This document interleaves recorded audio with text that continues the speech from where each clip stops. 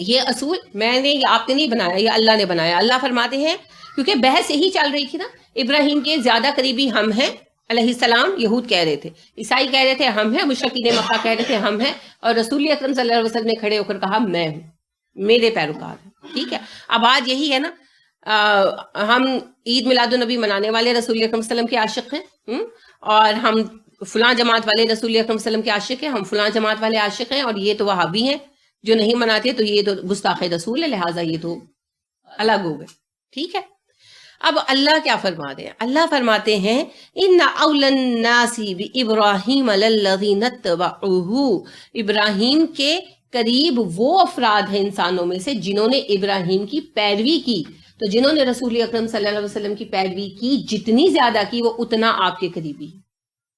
ٹھیک ہے. یہ عید میلاد النبی منانا آپ صلی اللہ علیہ وسلم کی پیروی نہیں، آپ کے دین میں اضافہ ہے. اور یاد رکھیں کہ قیامت کے دن کیا ہوگا؟ حوض کوثر سے ہٹا دیے جائیں گے یہ لوگ. یاد ہے یہ حدیث کہ رسول اکرم صلی اللہ علیہ وسلم کہتے ہیں کہ میں تمہیں حوض کوثر پر پہچان لوں گا اس طرح جیسے کوئی اونٹوں میں سے اپنے اونٹ پہچان لیتا. تو ایک لوگ گروہ لائے جائیں گے، ایک گروہ آ رہا ہوگا، مجھے پکار بھی رہا ہوگا دور سے، تو درمیان میں فرشتے حائل ہو جائیں گے اور انہیں کوڑے مار مار کر ہٹائیں گے. میں کہوں گا ان کو کیوں ہٹا رہے ہو، میرے امتی ہیں. تو کہیں گے اے نبی صلی اللہ علیہ وسلم آپ کو نہیں پتا آپ کے بعد انہوں نے دین میں کیسی کیسی نئی باتیں پیدا کر دی. تو میں کہوں گا دوری ہو میرے درمیان اور ان کے درمیان جنہوں نے دین میں تبدیلی کر دی. ٹھیک ہے. تو بدعت وہ مصیبت ہے جو حوض کوثر پہ محروم کر دی. تو صرف عید میلاد النبی تو اس لیے کہ مہینہ ہے تو بیچ میں بطور مثال میں نے بات کر دی. ہر نئی چیز سے بچیں، کیونکہ رسول اکرم صلی اللہ علیہ وسلم نے فرمایا وَإِيَّاكُمْ أُمُورُ الْمُحْدَثَاتِ، ہر نئے امر سے بچنا. تو یہ جو ذکر کے نئے نئے طریقے ہیں، یہ جو استخارے کے نئے نئے طریقے ہیں، اور یہ جو پیری مریدی کے نئے نئے ڈرامے بازیاں ہیں، سب سے دامن بچائیں. ٹھیک ہے. یہ ہمارے لیے مصیبت ہے. یہ جو اونچی آواز سے ذکر اذکار کرنا یہ بھی بدعت ہے. آپ نے کبھی پڑھا رسول اکرم صلی اللہ علیہ وسلم صحابہ کو لے کر بیٹھ گئے ہوں مسجد نبوی میں اور ذکر شروع کر دیا ہو اللہ اللہ یا کوئی بھی، اور صحابہ پہ وجد تاری ہوئے ہوں؟ ہیں کبھی سنا آپ نے؟ آپ صلی اللہ علیہ وسلم ناپسند کرتے تھے، سخت ناپسند کرتے تھے. ابن عباس کہتے ہیں ہم رسول اکرم صلی اللہ علیہ وسلم کے ہمراہ سفر میں تھے، تو ایک ٹیلا چڑھے سب لوگ، تو نیچے گہرائی میں وادی تھی اور بڑی خوبصورت لگ رہی تھی. تو صحابہ نے زور زور سے کہا اللہ اکبر اللہ اکبر. تو آپ کو غصہ آ گیا، آپ نے کہا تمہیں کیا لگتا ہے جس ہستی کو تم پکار رہے وہ بحری ہے؟ اللہ کا ذکر تو سرگوشی ہے، کہ جیسے بندہ کسی سے بات کرتا ہے قریبی سے. آپ کسی اچھے کسی پسندیدہ سے بات کرتے ہیں، کیسے کرتے ہیں؟ سیریس بات ہے. اگر آپ اپنے شوہر کے ساتھ ہیں اور آپ خوشگوار موڈ میں ہیں اور آپ بات کرتے ہیں تو کیسے کرتے ہیں؟ دھیمی بات کرتے ہیں نا. اگر آپ کا بچہ ہے آپ کی گود میں، not only in husband and wife, اگر آپ اپنے بچے کو گود میں لے کر بیٹھے ہیں اور اس سے پیار کی باتیں کریں تو کیسے کرتے ہیں؟ پیار سے نا، آہستہ آہستہ. کان کے نارملی ہوتا ہے کان سے منہ لگا لیتے ہیں اور آہستہ آہستہ میری بیٹی بہت اچھی ہے، بہت پیاری ہے. پیار کیے جاتے کہے جاتے ہیں نا. اسی طرح بچہ جب ماں کو پیار کر رہا ہوتا ہے، پیار آتا ہے یا مسکا، تو کیا کرتا ہے؟ کان میں باتیں کرتا ہے اور آہستہ آہستہ دھیمی دھیمی اوٹ پٹانگ بے شک باتیں کر رہا ہو. اصول ہے. اور آپ شاؤٹ کب کرتے ہیں؟ جب آپ کو غصہ آتا ہے یا پھر آپ کسی کو سنانا چاہتے ہیں، کوئی دکھاوا کرنا چاہتے ہیں نا. تو اللہ کے ساتھ نہ تو غصہ کر رہے ہیں اور نہ دکھاوا کر رہے ہیں. یا پھر یہ ہے کہ شوہر بہرا ہو پھر ہی اونچی اونچی کہیں گے نا. یہی اللہ کریم کے نبی صلی اللہ علیہ وسلم نے فرمایا کہ اللہ کا ذکر تو سرگوشی ہے. تو ابن عباس کہتے ہیں میں آپ کے پیچھے تھا اور میں دھیمی آواز میں پڑھ رہا تھا لا حول ولا قوت الا باللہ، اتنی دھیمی کہ آپ کے ساتھ گدے پر یا خچر پر سوار تھے تو آپ کو آواز نہیں آ رہی تھی، بس وہ ہمنگ ساؤنڈ سے پتہ چل رہا تھا کہ کچھ پڑھ رہے ہیں. تو پھر آپ نے کہا کہ ابن عباس کیا پڑھ رہے ہو؟ تو کہتے ہیں میں نے کہا کہ جی میں لا حول ولا قوت الا باللہ پڑھ رہا ہوں. تو آپ نے کہا ہاں یہ عرش کے خزانوں میں سے ایک خزانہ ہے. تو یہ جو ہے نا اونچی اونچی ذکر کرنا اور یہ جی دورے پڑ جانا اور وجد آ جانا. اچھا کبھی آپ نے یہ سنا رسول اکرم صلی اللہ علیہ وسلم کو قرآن پڑھتے ہوئے وجد آ گیا یا ذکر کرتے ہوئے وجد آ گیا؟ اب یہ کہتے ہیں جی اللہ کی محبت کی وجہ سے آتا ہے. اللہ کے نبی کو تو کبھی نہیں آیا. ان کو اللہ کے نبی سے بڑھ کے محبت ہے اللہ کے ساتھ. سب ڈرامے بازیاں لگائی ہوئی ہیں. جی لازمی بات ہے، جب میوزک بجے گا جو حال نظاروں پر ہوتا ہے وہی ڈسکو میں ہوتا ہے. ہوتا ہے نا. فرق صرف اتنا ہے کہ وہ وہاں جو ہے وہ لائٹنگ وغیرہ چل رہی ہوتی ہے اور وہاں جو ہے نہیں چل رہی ہوتی. جس طرح دیوانگی ڈسکو والوں پر طاری ہوتی ہے اسی قسم کی دیوانگی دھمال والوں پہ طاری ہوتی ہے. کوئی فرق ہے؟ کوئی فرق نہیں ہے. وہ وجد نہیں آتا, شیطان حاوی ہو جاتا ہے.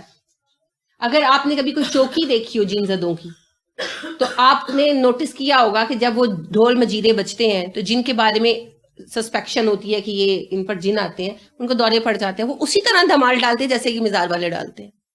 وہ وجد شجد نہیں ہے, شیطان حاوی ہو جاتا ہے اور انسان پر دیوانگی طاری ہو جاتی ہے. کوئی نارمل بندہ ایسے ناچے گا؟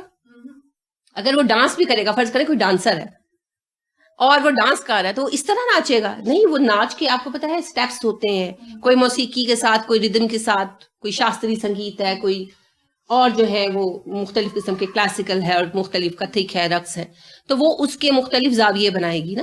ڈانسر ہے, مرد ہے یا عورت ہے, یہ ناچ تو نہیں رہے ہوتے, یہ تو صرف اچھل رہے ہوتے ہیں. جو دھمال ہے, جو ڈسکو, دیوانگی ہوتی ہے, نارمل کنڈیشن نہیں ہوتی. کوئی نارمل بندہ ایسے نہیں کرتا. تو وہ ایک دورہ پڑنے کی کیفیت ہے, جنات کا اثر ہے, شیاطین کا اثر ہے, کیونکہ جہاں موسیقی ہوتی ہے وہاں شیاطین اترتے ہیں. یہ شیاطین زدہ ہوتے ہیں اس وقت, اللہ کے قرب میں نہیں ہوتے. ٹھیک ہے, یہ حالی کس سے بنائے ہوئے ہیں ان لوگوں نے. اگر موسیقی اللہ کے قریب لے جانے کا ذریعہ ہوتی تو رسول اکرم صلی اللہ علیہ وسلم ہمیں بتا کر جاتے. بالکل, آپ صلی اللہ علیہ وسلم نے کہا کہ مجھے مزامیر توڑنے والا, آلات موسیقی توڑنے والا بنا کر بھیجا گیا. آپ یہ نہ کہتے, ہے نا. اور مسجدوں کے اندر موسیقی کا انتظام کروا کے جاتے. خشوع و خضوع چاہیے نا عبادت میں. خشوع و خضوع کے لیے ہر ہیلا کرنے کی ہمیں کہا گیا. اذکار کرے, ٹھیک ہے, توجہ کے ساتھ عبادت کریں. عبادت کے دوران جو ہے کوئی شور شرابہ قریب نہ ہو. اکیلی نماز پڑھ رہے ہیں تو تنہائی میں پڑھیں تاکہ توجہ قائم ہو. توجہ کے لیے جو جو چیزیں ہو سکتی ہیں وہ بتائی گئی ہیں. ٹھیک ہے, آپ مجھے بتائیں کہ اگر موسیقی سے توجہ قائم ہو سکتی تو کہا نہ جاتا پیچھے ہلکا ہلکا باجا بجا لو جیسے عیسائی وغیرہ کے ہاں بجتی ہیں. ہمیں تو سختی سے منع کر دیا گیا, منع کر دیا گیا نا. یہاں تک کہ جس وقت اذان کی لیے ڈسکشن ہو رہی تھی کہ نماز کے لیے لوگوں کو کیسے اکٹھا کیا جائے, تو کچھ لوگوں نے کہا کہ ہم ناقوس بجا لیتے ہیں. تو آپ صلی اللہ علیہ وسلم نے فرمایا نہیں, ناقوس نہیں بجانا, باجا نہیں بجانا, منع کر دیا. اور آپ صلی اللہ علیہ وسلم نے تو اس بات سے بھی منع کیا کہ اونٹوں کے گلے میں گھنٹیاں جو باندھی جاتی ہیں, آپ صلی اللہ علیہ وسلم نے فرمایا جس قافلے میں اونٹوں کے گلے میں گھنٹیاں باندھی جائیں ان کے ساتھ رحمت کے فرشتے نہیں چلتے. حالانکہ کتنا ردم ہوتا ہے گھنٹی کے اندر, ہے نا, کتنا کو ہوتا ہے. وہ جب رفتار سے چلتے ہیں نا ایک یکساں رفتار سے تو پھر وہ ایک جیسی چھان آتی ہے, بس یہ ردم ہوتا ہے. وہ اونٹوں کو ہی اچھی لگتی ہے, بندوں کو نہیں لگتی. لیکن آپ صلی اللہ علیہ وسلم نے اس سے بھی منع فرما دیا. حدیق خوانی کی اجازت دی کہ لے میں اشعار پڑھ سکتے ہو, وہ اونٹوں کو اچھے لگتے ہیں, اونٹ تھکن محسوس نہیں کرتے, چلتے ہیں. حدیق خوانی کرو لیکن گھنٹیاں نہیں باندھنی, منع کر دیا. تو اگر موسیقی میں کوئی خیر ہوتی تو آپ صلی اللہ علیہ وسلم بتا کر جاتے کہ اس طرح موسیقی حلال.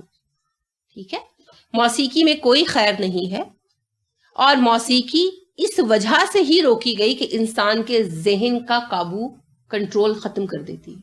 یاد رکھیے, موسیقی کی حرمت کا بنیادی سبب یہی ہے. اسلام ہر اس چیز کو روکتا ہے جو انسان کی عقل کو نقصان پہنچائے, اور اس میں ایک چیز موسیقی ہے. موسیقی انسان کے ذہن کو متاثر کرتی ہے اور انسان اپنی نارمل کیفیت سے نکل آتا ہے. آپ آزما کر دیکھ لیں, آپ سیڈ سانگ سننا شروع کر دیں, آپ تھوڑی دیر بعد ایویں غمگین ہو جائیں گے. آپ رومانٹک سانگ سننا شروع کر دیں, تھوڑی دیر بعد آپ کے جذبات میں ایسے ہی ابھار آنا شروع ہو جائے گا. آپ یہ رزمیہ نغمے, جنگی ترانے سننے شروع کر دیں, آپ میں ایویں غیظ و غضب پیدا ہونا شروع ہو جائے گا. یہ موسیقی بڑی شدت سے اثر کرتی ہے آپ کے اوپر, اور آپ کے جذبات کو انگیخت کرتی ہے, بھڑکاتی ہے, اور انسان اپنی عقل سے نکل جاتا ہے. اسی وجہ سے موسیقی کو بھی روک دیا. ٹھیک ہے, آپ دیکھیے کہ جیسے گانے ہیں مختلف, کوئی بھی اس میں ہے, جیسے 1 2 کا 4, اب وہ ایویں گائے جا رہے ہیں. کیا ہے گانا؟ کچھ بھی نہیں, کوئی پتہ نہیں ہے.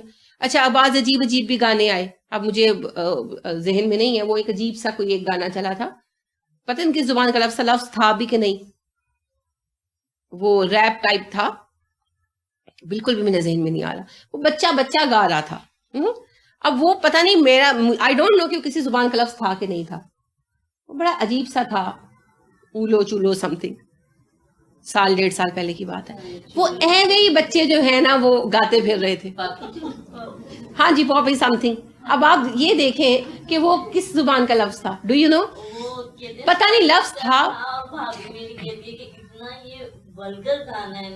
دیکھیں ضروری نہیں ہے, وہ ہمیں ساؤنڈ ولگر فیل ہو رہا تھا. ہو سکتا ہے کہ کوئی صحیح لفظ ہو, یعنی کہ کوئی محبت بھرا لفظ ہو, اور یہ بھی ہو سکتا ہے کوئی لفظ ہی نہ ہو. یہ بھی عین ممکن ہے کہ ایویں انہوں نے بیٹھ کے کچھ بنا لیا ہو. اب عجیب قسم کے وہ اس طرح کے الفاظ, اور بچے صرف اس کی ردم کو گاتے پھر رہے ہیں اینڈ دے ڈونٹ نو کہ وہ کیا کہہ رہے ہیں, ہے نا. اسی طرح وہ ہرے کرشنا ہرے رام بھی پیچھے چلا تھا, تو سیڑھیاں چڑھ رہے ہیں تو ہرے کرشنا ہرے رام, اتر رہے ہیں تو ہرے کرشنا ہرے رام. کیا ہے, انہیں الفاظ کے ساتھ غرض نہیں ہے, ان کو صرف وہ ردم جو ہے نا اٹریکٹ کرتی ہے, اور وہ ردم ان کو اچھی لگتی ہے تو وہ بس اس کو گاتے پھر رہے ہیں. یہ کیا ہے, آؤٹ آف دا سینسز ہونا نا. ایک بچہ اگر اپنی سینس میں ہے تو ہرے کرشنا ہرے رام گائے گا یا دہرائے گا؟ نہیں دہرائے گا, کیونکہ مسلمان بچہ ہے. لیکن اس کا دماغ آکیوپائی ہو جاتا ہے نا اس موسیقی, اس ردم کی وجہ سے, تو بلا سوچے سمجھے اوپر نیچے پھر رہے ہیں اور گا رہے ہیں. یہ اثر ہے موسیقی میں. موسیقی بھی ایک قسم کا نشہ ہے. اسی وجہ سے ہر خمر حرام کر دیا گیا, ہر وہ چیز جو عقل کو ڈھانپ دے, اسی لیے موسیقی حرام. ٹھیک ہے, تو بالکل بھی اس میں کوئی خیر نہیں ہے, اور رسول اکرم صلی اللہ علیہ وآلہ وسلم کے بتائے ہوئے طریقے کے سوا کسی طریقے میں خیر ہو ہی نہیں سکتی. جیسے ابن عباس رضی اللہ عنہ نے, ابن مسعود رضی اللہ عنہ نے کہا نا کہ رسول اکرم صلی اللہ علیہ وسلم کی وفات کے کچھ دنوں بعد یہ واقعہ پیش آیا. ابو موسیٰ اشعری نے جا کر کہا عبداللہ بن مسعود سے کہ میں نے مسجد میں لوگوں کے کام کرتے دیکھا ہے, کام مجھے تو اچھا لگا, اب آپ آ کر دیکھیں.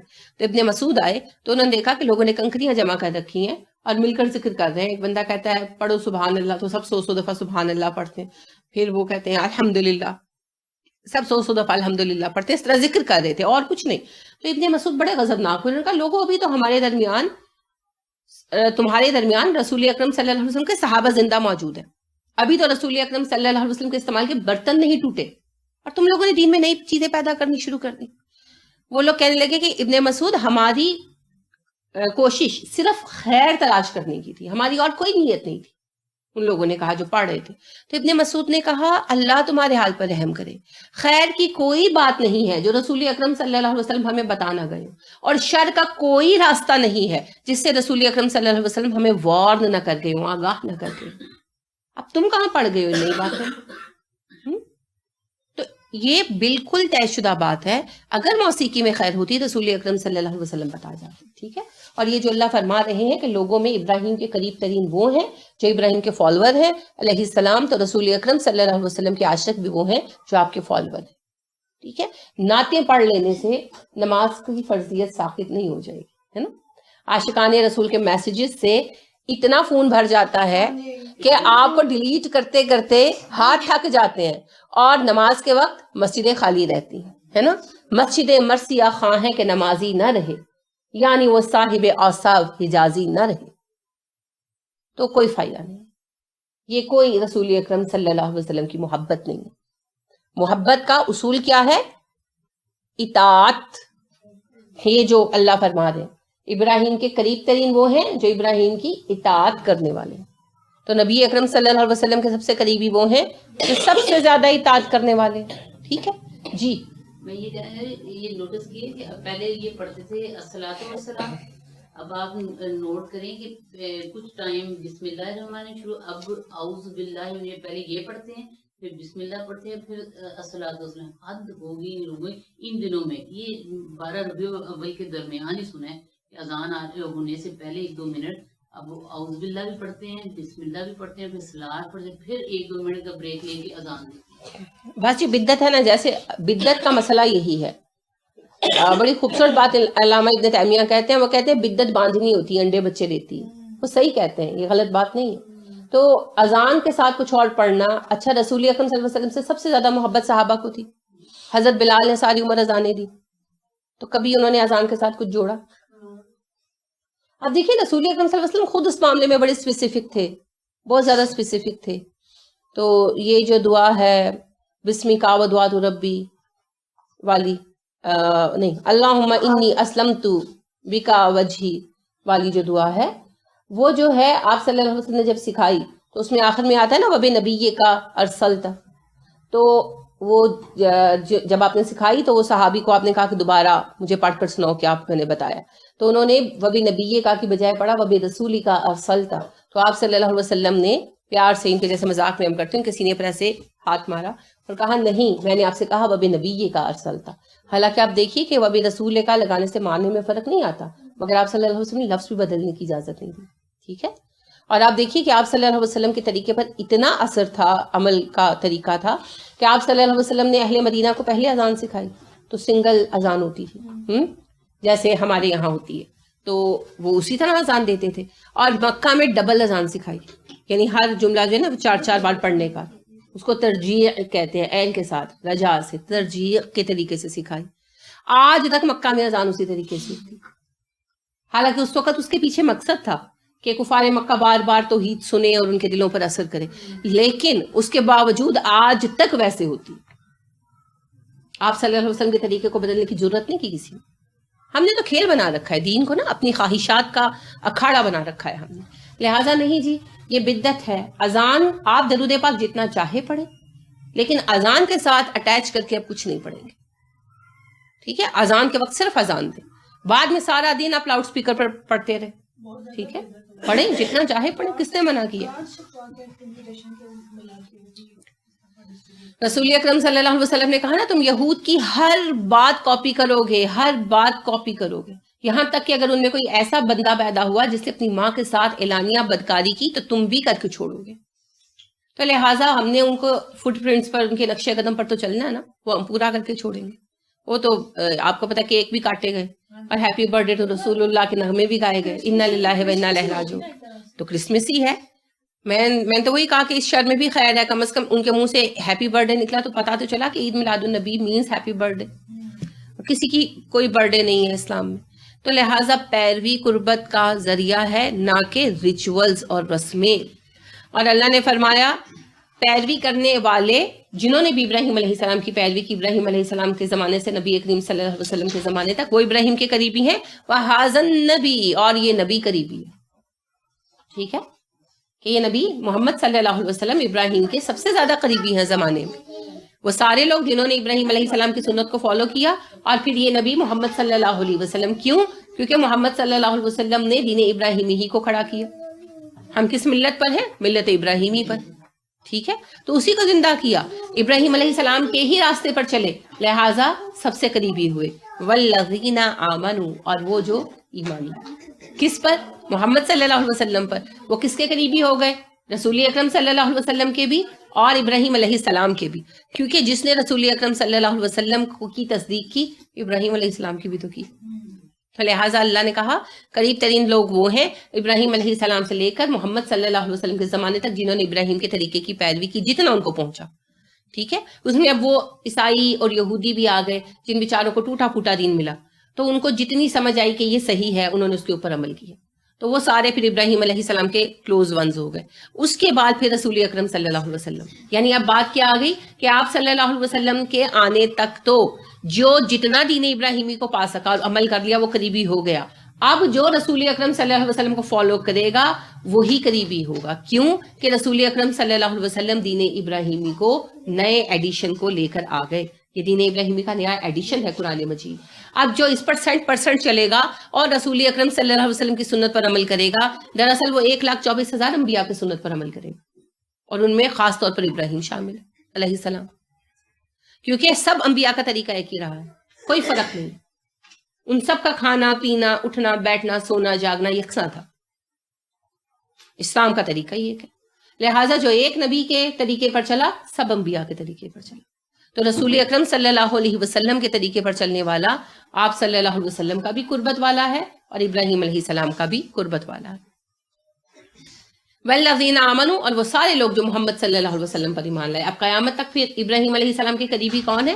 مسلمان، اور مسلمانوں میں رسول اکرم صلی اللہ علیہ وسلم اور ابراہیم علیہ السلام کا قریبی وہ ہے جس نے رسول اکرم صلی اللہ علیہ وسلم کا طریقہ اپنایا۔ پتہ کیا ہے یہ میلاد جو ہے نا کیوں نہیں چھوڑتے؟ صرف اس لیے کہ پھر ان کو اپنے سارے بابوں کی عرس اور برسیاں چھوڑنی پڑیں گی نا، سارے مزاروں کو تالے لگ جائیں گے۔ اس وجہ سے رسول اکرم صلی اللہ علیہ وسلم کا ایک دفعہ یہ مان جائے نا کہ ہاں جی رسول اکرم صلی اللہ علیہ وسلم کے پیدائش کے دن کو منانا بدعت ہے اور گمراہی ہے، تو ساروں کا جواز خود بخود ٹھپ ہو جاتا ہے۔ اس ایک چیز کے اوپر تو یہ ساری اپنے گناہوں کی عمارت کھڑی کرتے ہیں، اس وجہ سے نہیں چھوڑتے۔ معصوم نہیں ہے یہ جان بوجھ کر دل میں تحریف کرنے والے ہیں۔ یہ وہی لوگ ہیں جو سننے اور سمجھنے کے بعد بدل دیتے ہیں۔ لیکن میم ان کی پیروی کرنے والے موسٹلی وہ لوگ ہیں جو اپنے دماغ سے سوچتے ہی نہیں ہیں، انہیں آسان کام لگتا ہے یہ۔ میں نے تو دیکھا ہے کہ جو جتنے لو لیول پہ فالو کر رہا ہے نا، اس کا مینٹل لیول موسٹلی جرنلی لوگوں میں، سبزی بیچنے والا، ریڑھی لگانے والا، وہ بڑی بڑی پگڑیاں پہنی ہوئی ہیں اور اسی طرح ہی چل رہے ہیں۔ اور مین چیز جب تک انہیں سمجھ آتی ہے تب تک وہ خود بھی پکے ہو چکے ہوتے ہیں ساری۔ لیکن جی اللہ رب کریم نے قرآن میں بار بار یہ نہیں کہا کہ تم کدھر بہک رہے ہو، کہا تم کدھر بہکائے جا رہے ہو، ہے نا؟ بار بار یہی کہا کدھر لے جائے جا رہے ہو، کدھر گھمائے جا رہے ہو۔ تو ہمیشہ لوگوں کو لیڈ کرنے والے چند لوگ ہی ہوتے ہیں، یہ تو درست ہے، مگر جو فالو کرنے والے ہیں انہیں بھی عقل اتنی ہی دی گئی ہے، وہ صرف اپنی عقلیں طے کر کے رکھ دیتے ہیں۔ ہر معاملے میں سیانے ہوتے ہیں نا، یہ جو ریڑیوں والے حضرات ہیں، جو فالوور ہیں، ریڑیوں والے، سبزیوں والے، دکاندار، تو پیسے کے معاملے میں تو کبھی غلطی نہیں کرتے، ہے نا؟ انہیں کبھی نہیں بھولتا کس نے ادھار لیا تھا، کتنا لیا تھا، کبھی نہیں ہوا کہ انہوں نے 1-2 پیسے 1-2 روپے کم لے لیے ہوں۔ وہ تو انہیں ساری سمجھ آتی ہے نا؟ ان کو یہ بھی سمجھ ہوتی ہے کہ اچھا کس طریقے سے آج تک میں نہیں پکڑ سکی کسی کو کہ وہ کب گندا سیب بیچ میں ڈالا، ہے نا؟ سارا پھل آپ ڈالتے ہیں، 2 پھل وہ ڈالتے ہیں اور 2 ہی خراب نکلتے ہیں، اور وہ کس طریقے سے ڈالتے ہیں ہم کبھی نہیں پکڑ سکتے۔ یہ سارا کچھ تو ان کو آتا ہے۔ ایک دین کے معاملے میں ہی نوالا جو ہے وہ ناک میں ڈالنا شروع کر دیتے ہیں۔ تو یہ جو ہے نا، کوئی دیکھیں ابراہیم علیہ السلام کو دیکھیے، ان کے وہاں کوئی بھی دین کی فہم رکھنے والا نہیں تھا، انہوں نے صرف حالات سے سیکھا۔ یہ دلیل ہے ہمارے لیے، اور صرف ایک انہی کی بات نہیں ہے، رسول اکرم صلی اللہ علیہ وسلم کو کون بتانے والا تھا؟ اور آپ صلی اللہ علیہ وسلم سے پہلے جو لوگ اللہ کی توحید کی طرف متوجہ ہو چکے تھے، ان لوگوں کو کس نے بتایا تھا؟ ہر بندے کے اندر یہ مانیٹر ہے، کام کر رہا ہے، جس کا نام دماغ ہے۔ دماغ کو لپیٹ کر رکھ دینا انسان کی شان کے خلاف ہے۔ تو جنہوں نے دماغ کو استعمال نہیں کیا، ہانڈے ایسے ہی ساتھ لے کر چلے جائیں گے، ان سے پھر اس کا بھی حساب ہونا نا، کیونکہ نعمت کو استعمال نہ کرنا کفران نعمت ہے۔ اگر کسی بندے کے پاس پیسہ ہو اور وہ بھوکا مر جائے تو قیامت کے دن اس پہ رحم کیا جائے گا کہ ڈنڈے پڑیں گے؟ ڈنڈے پڑیں گے کہ تیرے پاس سب کچھ تھا پھر تو مر گیا بھوکا، ہے نا؟ اسی طرح ایک بندے کو عقل دی گئی اور پھر اس نے عقل استعمال نہیں کی اور کبھی سوچا ہی نہیں، تو پھر اللہ رب کریم کہتے ہیں وہ جانوروں سے بدتر ہے۔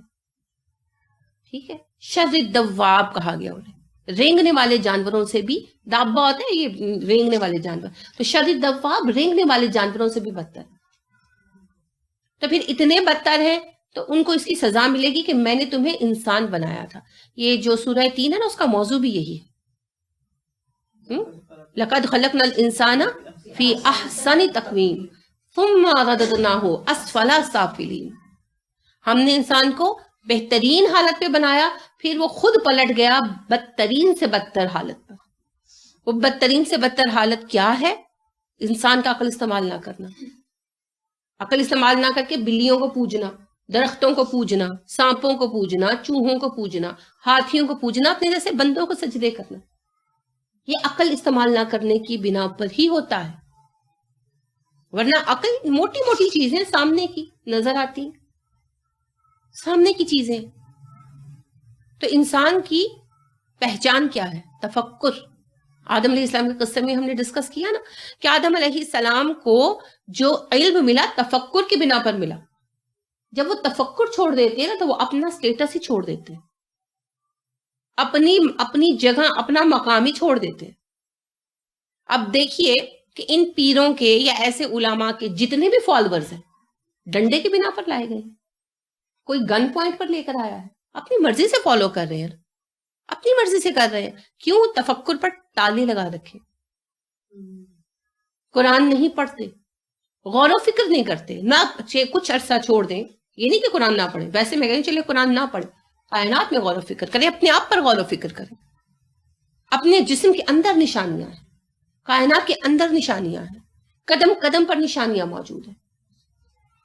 ایک ایسا بندہ جو سڑک پر کھڑا ہے، فٹ پاتھ پر بیٹھا ہوا ہے، اور ساتھ ایک طوطا لے کر اور فال کے کارڈ رکھ کر بیٹھا ہے، جو بندہ آ کر اس سے پوچھتا ہے کہ میری قسمت کا حال بتا، اس سے زیادہ بڑا بے وقوف دنیا میں کون ہو سکتا ہے؟ اگر اس کے ہاتھ میں قسمت ہوتی تو فٹ پاتھ پہ بیٹھا ہوا ملتا.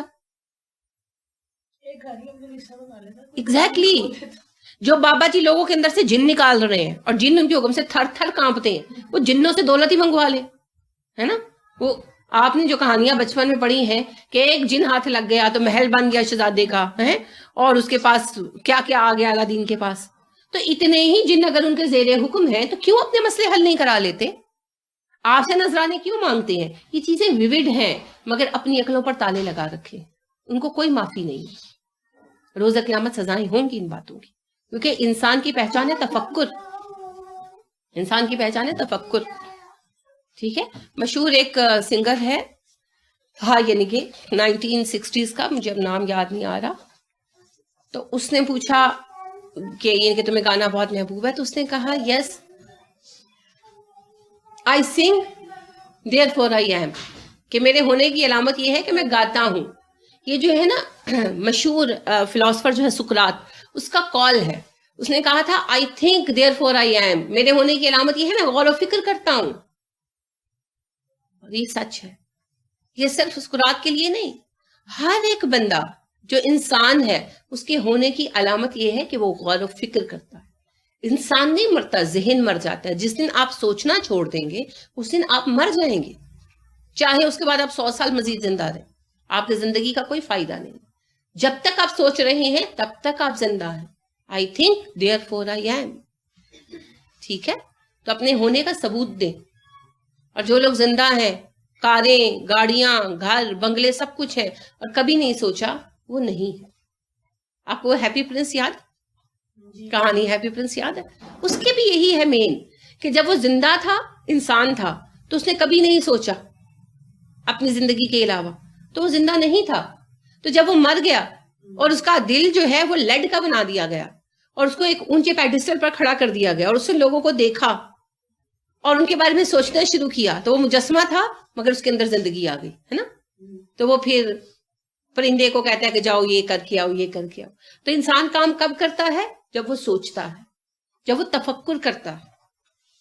تو اگر تفکر ہے تو زندگی ہے، تفکر نہیں ہے تو پھر زندگی نہیں ہے. اگر تفکر ہے تو آپ فوق المخلوقات ہیں، ٹھیک ہے نا، افضل ہے سب مخلوقات سے. اور اگر تفکر نہیں ہے تو پھر کیا ہے؟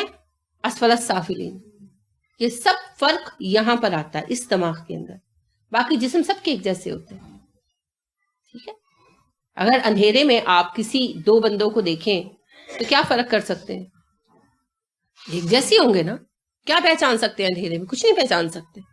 تو جسم انسانوں کے ایک جیسے ہوتے ہیں، فرق صرف یہاں پر ہوتا ہے، یہ دماغ کے اندر. تو اس کو جگائیں، پھر دیکھیں. واللہ، اور اللہ، ولی المؤمنین، ایمان والوں کا دوست ہے. سائیکل مکمل ہو گیا. کیسے؟ انبیاء اللہ کے دوست ہیں. انبیاء میں دو عظیم ترین انبیاء کا تذکرہ ہو گیا، ابراہیم اور محمد صلی اللہ علیہ وسلم، ہمارے پیارے نبی. اللہ کہہ رہے ہیں ابراہیم میرے محبوب ہیں، ہے نا. ابراہیم میرے محبوب ہیں. ہر کوئی ابراہیم سے قربت چاہتا ہے تاکہ وہ میرا محبوب بن جائے. میں تمہیں بتاتا ہوں ابراہیم کی قربت کا راز کیا ہے. جو ابراہیم کے طریقے پر چلے گا وہ ابراہیم کا قربت والا ہوگا. اب سوال پیدا ہوا ابراہیم کا طریقہ کیا ہے علیہ السلام؟ ابراہیم تو اتنا عرصہ پہلے گزرے، کوئی ان کی آٹو بایوگرافی نہیں ملتی، حالات زندگی نہیں ملتے. کس سے پوچھیں ابراہیم کیا کرتے تھے؟ یہودی کہتے ہیں وہ کرتے تھے جو ہم کرتے ہیں، عیسائی کہتے تھے وہ کرتے تھے جو ہم کرتے ہیں. تو ہم کہاں جائیں؟ اللہ نے کہا ڈونٹ وری، میں بتاتا ہوں. جو محمد صلی اللہ علیہ وسلم کریں گے وہی سب ابراہیم کر چکے ہیں. اب سب سے قریبی محمد صلی اللہ علیہ وسلم ہے ابراہیم کے. ابراہیم کا طریقہ 100% فالو کیا ہے محمد صلی اللہ علیہ وسلم نے. جو میرے اس پیارے نبی کی سنت پر چلے گا وہ ابراہیم کی سنت پر بھی چلے گا. لہٰذا جتنے لوگوں نے ایمان قبول کر لیا اور آپ صلی اللہ علیہ وسلم کی سنت کو پا لیا. انہوں نے میرے 2 محبوب بندوں کو فالو کیا, ابراہیم اور محمد صلی اللہ علیہ وآلہ وسلم. تو ان دونوں کے راستے پر جو چلے گا وہ مومن ہو گیا, اور میں مومنوں کا دوست ہوں, تو سائیکل مکمل ہو گیا نا. اللہ کے دوست ابراہیم سے جو لائن چلی وہ مومنوں کے دوست اللہ پر آ کر مکمل ہو گئی. ٹھیک ہے, تو اگر آپ یہ چاہتے ہیں کہ اللہ کی دوستی ملے, اللہ کا ساتھ ملے, اللہ کی ولایت ملے, آپ اللہ کے ولی بن جائیں, اور آپ اس دائرے کے اندر رہیں, محفوظ ہو کر اس حصار کے اندر رہیں, تو اس حصار کو مکمل کرنے والی ایک ہی چیز ہے, سنت, رسول اکرم صلی اللہ علیہ وسلم کا طریقہ. جہاں جہاں آپ سنت کو چھوڑیں گے وہاں کیا ہوگا؟ آپ کا یہ جو قلعہ ہے نا, اس کے درمیان دراڑیں پڑ جائیں گی, وہاں سے دشمن آئے گا. جہاں جہاں آپ کمزور پڑ کے سنت چھوڑتے ہیں نا, دین کا طریقہ چھوڑتے ہیں, شادی بیاہوں پر, اموات پر, بچوں کی پیدائش پر, رسم و رواج کے پیچھے لگ جاتے ہیں, کمزوری آ جاتی ہے, انسان ہے نا. جہاں جہاں آپ کمزور پڑیں گے کیا ہوگا؟ ایمان کے اس قلعے کے اندر دراڑیں پڑ جائیں گی, فصیل میں سوراخ ہو جائیں گے, اور اس دراڑ سے دشمن اندر آئے گا. آپ نے کبھی ہسٹری کو تھوڑا بہت تو پڑھا ہوگا, خوشی سے نہ پڑھو, مجبوری سے پڑھا ہوگا. تو قلعہ بند ہو جاتے تھے نا لوگ, تو پھر فوجیں کیا کرتی تھیں؟ قلعوں کی دیواروں میں شگاف ڈالتی تھیں. شگاف کہتے ہیں, ٹھیک ہے, مجھے بھی یاد نہیں آ رہا تھا, سوراخ نہیں شگاف کہتے ہیں. شگاف ڈالتی تھی. تو چاند بی بی کا مشہور قصہ یاد ہے کہ جب اس پر حملہ ہوا اور شگاف ڈالا گیا, بہادر شاہ نے حملہ کیا تھا, تو شگاف ڈالا گیا فصیل میں, تو ان کے پاس اتنا سامان نہیں تھا قلعے کے اندر کہ جس کے ذریعے وہ شگاف کو اینٹوں سے پور کرتے. تو کیا کہا تھا چاند بی بی نے؟ مردہ سپاہیوں کی لاشیں رکھ دو, ان کو چن دو. تو ہمیں بھی یہ شگاف نہیں رکھنے, اور اگر کہیں شگاف ہے اس کو پور کرنا ہے. تو ہم لاشوں سے نہیں کریں گے, ہم اذکار سے کریں گے. ہمارے پاس آسان طریقہ, ٹھیک ہے. جب قلعے کی فصیل مضبوط ہوگی نا, تو پھر انشاءاللہ دشمن ہم پہ یلغار نہیں کر سکتا. اور قلعے کی فصیل ایک ہی ہے, سنت رسول صلی اللہ علیہ وسلم, ٹھیک ہے. تو پھر اس کو مضبوط کرنا ہے انشاءاللہ العزیز. اللہ ہمیں توفیق عطا فرمائے. سبحانک اللہم و بحمدک ونشہد ان لا الہ الا انت ونستغفرک ونتوب الیک. السلام علیکم ورحمۃ اللہ وبرکاتہ.